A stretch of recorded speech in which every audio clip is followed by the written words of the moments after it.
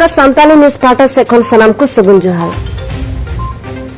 Asam Pono Sarkar do Asam Ria 96 Gotan Cha Bagan Ria Usul Bidyagare Udhio Kida. Tihi Asam Re Sire Mantri Man Dr. Hemanta Biswa Sarma Gongke do Asam Ponot Bisonot Honot Remena Pratapgarh Sakomata A Tengabari Cha Bagan Ria Cha Bagan Adarso High School Udhio Kida. Ona audio program re celebrate ko tahe kana MP Palaplosan Das, Biswanath ren MLA Pramod Borthakur, Bihali ren MLA ex Mantri Ranjit Datta, Marini Mantri Probin Hazarika, Saute Aima Neta. আপোনালোকৰ মনত আছে যে মই অসমৰ শিক্ষা মন্ত্ৰী হিচাপে এই অঞ্চললৈ আহিছিলো পল্লৱ লোচন দাস ডাঙৰীয়া আৰু প্ৰমোদ বৰঠাকুৰ ডাঙৰীয়া আমি দুইজনে মিলি তিনিজনে হ'ব মোক ধৰি আৰু আপোনালোকৰ লগত একেলগে আমি ইয়াতে এখন হাই স্কুলৰ আধাৰশিলা কৰিছিলো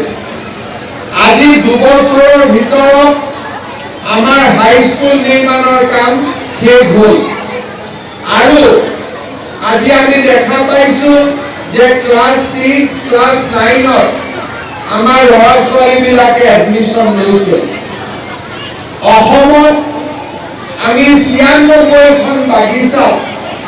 হাই স্কুল বনোৱাৰ সিদ্ধান্ত লৈছিলো আগতে অসমত এলপি স্কুল আছিলে এমই স্কুল আছিলে চাহ বাগিচা কিন্তু হাই স্কুল নাছিল সেই কাৰণে বহুত ল'ৰা ছোৱালীয়ে ক্লাস 5 লৈকে পঢ়াৰ পিছত পঢ়া বাদ দিছিলে নহলে ক্লাস 8 লৈকে পঢ়াৰ পিছত পঢ়া বাদ দিছিলে আজি আমি এই সাকোমাটো চাহ বাগিচাতে হওক প্ৰতাপগড় বাগিচাতে হওক আজি আমি এনেকে 96 খন হাই স্কুল আমি স্থাপন কৰিলো আৰু 20 খন হাই স্কুল আমি বনাই আছো আৰু ভৱিষ্যতৰ দিনত আৰু আমি 70-75 খন স্কুল বনাম যাতে সৰ্বমুঠ স্কুল 200 খন হ'ব পাৰে আমাৰ লক্ষ্য যে বাগিচাৰ যাতে কোনো ল'ৰা ছোৱালী পঢ়া শুনা এৰিব নালাগে আৰু তেওঁলোকে যাতে মেট্ৰিকলৈকে নিজৰ বাগিচাতে পঢ়িব পাৰে আগলৈ গৈ এই হাই স্কুলখনক আমি হায়াৰ সেকেন্ডাৰী স্কুল বনাই দিম 11-12 ল'ৰা ছোৱালীয়ে ইয়াতে পঢ়িব পৰা হ'ব তাৰমানে ক্লাস 12 লৈকে আমি বাহিৰত যাব নালাগে আৰু যদি আপোনালোকৰ আশীৰ্বাদ আমাৰ মূৰৰ ওপৰত থাকে এই বাগিচাৰ ল'ৰা ছোৱালীৰ কাৰণে আমি কলেজ বনাম এই কথাও মই মনত ভাবি ৰাখিছো আৰু আমাৰ কলেজ হ'ব Akua Bagan Rigi High School Huyante Onden Kuraj do Adi Kuraskena. পঢ়ি আছিলে বিশ্বনাথ চাৰিআলিত পঢ়ি আছিলে এতিয়া আমাৰ বিচাইছো ঘৰৰ ওচৰতে স্কুল হ'ল এতিয়া মোৰ ছোৱালীজনীক মই আমাৰ ঘৰৰ ওচৰৰ স্কুলত মই লগাই দিছো এতিয়া নাম ইয়াতে ভৰ্তি হৈছে এতিয়া ক্লাছো হৈ আছে কি ক'ব এতিয়া এই একেজন ব্যক্তিয়ে শিক্ষামন্ত্ৰী থকাৰ সময়ত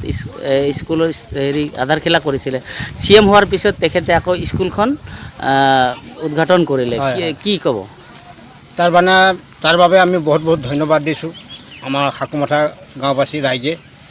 তাক ধন্যবাদ জনাইছে আৰু আমিও ধন্যবাদ জনাইছো তাকে দীৰ্ঘায়ুটো তেনেকৈ আমাক মন্ত্ৰী লাগে বা সদস্য লাগে বা আমাক তেনেকৈ ধৰণৰ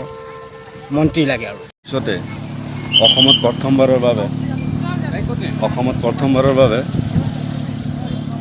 আমাৰ চাহ বাগিচা অঞ্চলত যেহেতু হাই স্কুলৰ প্ৰসাৰ এটা দেখা পাইছোঁ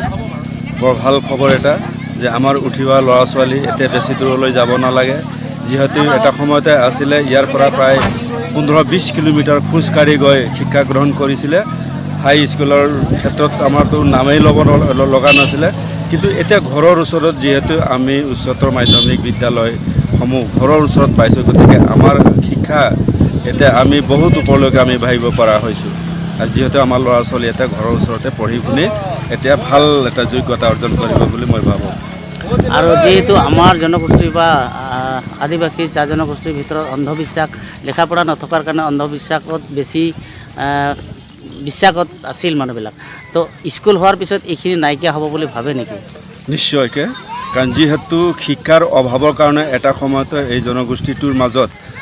ডাহিনী প্ৰচলিত আছিলে, যিহেতু ভুল বুজাবুজিৰ হৈছিলে, কাৰণ কোনো এটা শিক্ষা নোলোৱাকৈ কোনো এটা মন্ত্ৰ যাতে